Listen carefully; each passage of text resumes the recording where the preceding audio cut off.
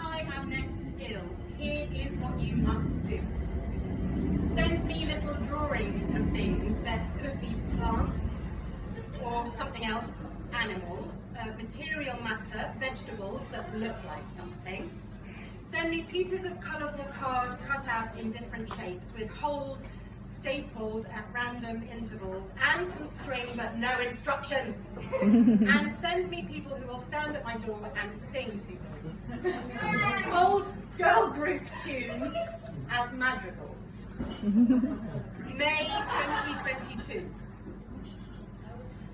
Oh, magpie, build your nest in the gutter as we mutter to a moon signed up for moans. Keep almost flying in through the window, the wonder of your gutter nest next to the bed by my head. Almost fly to the moon, magpie, and I'll greet you every time. Good morning, oh magpie, how is your building? Good evening, oh magpie, how fares your home? Magpie, oh magpie, the cat wants at you. The door's kept shut for you. The scratching of claws at the carpet. The glimmer-eyed tail conductor, sleek stroke stopped on the threshold. Moon ass wants your nest, oh magpie. Don't fly to the moon. She said ass! No one's spelling right. May 2022. The accident of switching the final few letters in apologies is such an unfortunate mistake, as opposed to those fortunate mistakes which should be called up stakes or good stakes or our stakes or level up stakes if you want to be a politician wanker. Because when you start an email or letter or text or sentence from your Bob with apologise, you're stuck with having issued a command, and not so many people, unless you love being told what to do. Ooh, sexy, is it maybe that power or something? So, but you see, apologise is a very clear request for someone to absolve themselves to you, and apologies is a very submissive, subservient act of placing your hand below your foot. And I was thinking that, that magpies don't have the same problem when they have their name spelled magpies. They just come across a bit more French, maybe. Okay, so this is from a provocation from Vera. So we just write an email with mostly, you know when the email comes up in the subject, you can normally see like the first few lines. So most of these provocations, the email begins with and then right at the bottom of the email, as in like distractions, like letters, like nonsense. Oh, right. You wrote them, dude. And then right at the bottom, there's a line, a provocation. So this was a provocation from Vera in December 2013. I would like to say, I can't remember if I wrote the provocation or if I stole the provocation from a list of provocations. Oh. Do you know what I mean? Like, you know, you have... Is this a plagiarism? My work is a lot about found stuff and stolen stuff. I own that. I can't... Or Alright, do so you this... own it?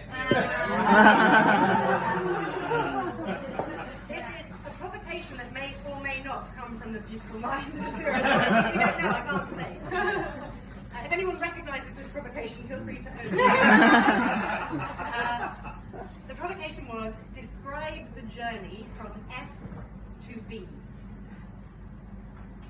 F is for front, the facade, fake, the first impression we give. V is for verity, verdad, vera, virtuoso, vile, vilification, but mostly verdad, which is Spanish for truth. The truth. La verdad. A journey should hopefully always take you somewhere closer to the truth, unless a wild goose chase, though even then, F is for friend!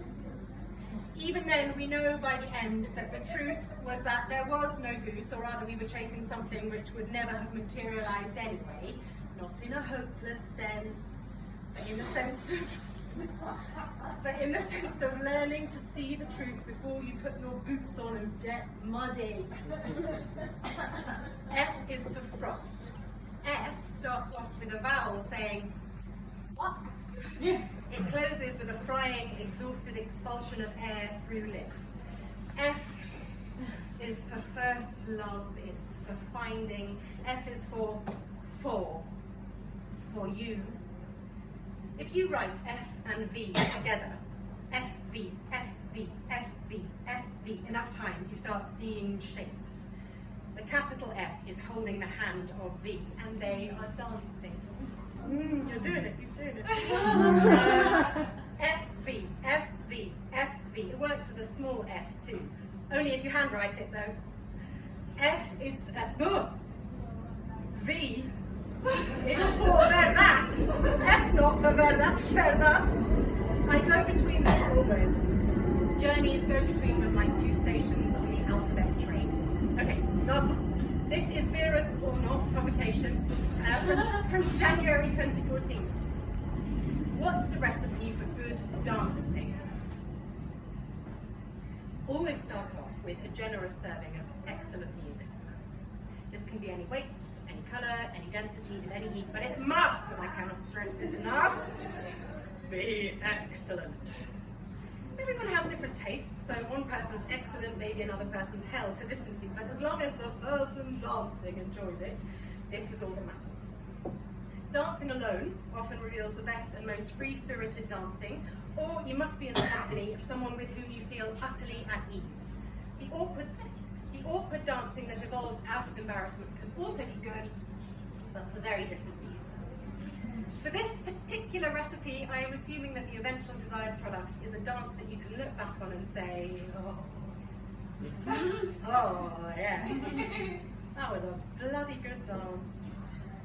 Give yourself enough floor space to make some quite large shapes, as this can often add flavour to the overall dance, you know.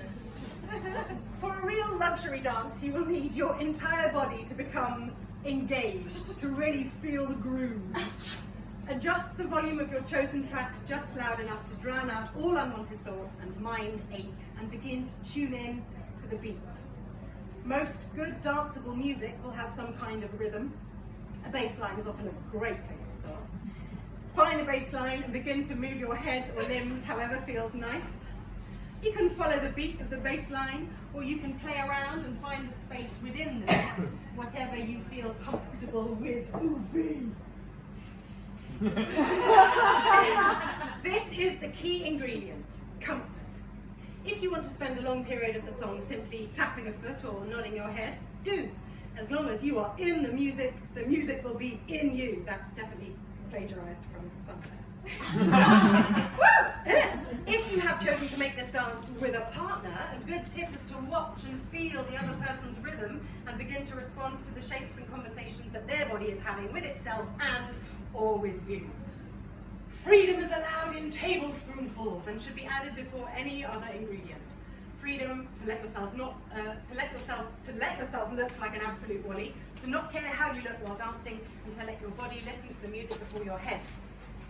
Happy vibes should begin to emanate from your freely grooving body, and you will be filled with endorphins and with the love of your body moving through the space!